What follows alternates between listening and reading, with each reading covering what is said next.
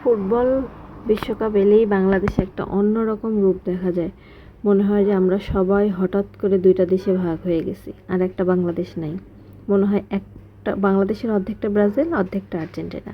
আর রাস্তায় বের হলেই যত রকমের পতাকা আছে, মানে সব যত দেশ ফুটবলের অংশগ্রহণ করতেছে এবার বিশ্বকাপে, সবার পতাকা উঠতেছে।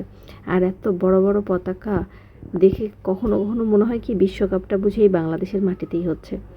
তাছাড়াও একটা জিনিস খুঁজে পাওয়া খুব কঠিন, বাংলাদেশের নিজের পতাকাটাই। এটা মজা করেই বললাম, তো সিরিয়াসলি নিয়েন না।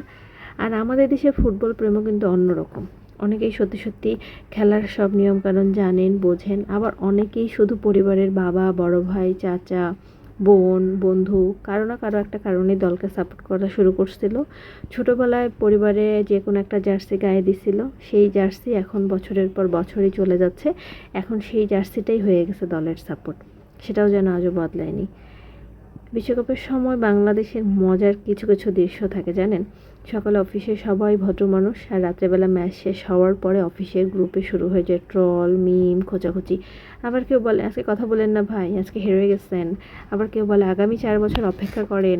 সব কিছু মিলায় হাসির একটা কেমন যেন উৎসব মুখর একটা পরিবেশ। তবে একটা কথা বলি, খেলা যেন শুধু আমাদের আনন্দের জায়গাটাতেই থাকে।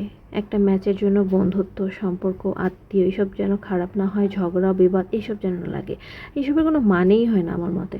কারণ খেলায় হার জিত থাকবেই, কিন্তু সম্পর্ক যেন সবসময় জিতে যায়।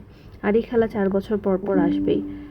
আসলে এই ভিডিওটা আমার অনেক আগেই করা, ব্যস্ততা, কাজের চাপ সব কিছু মিলায় এডিট করাও হয়নি, দেখে পোস্ট করাও হয়নি।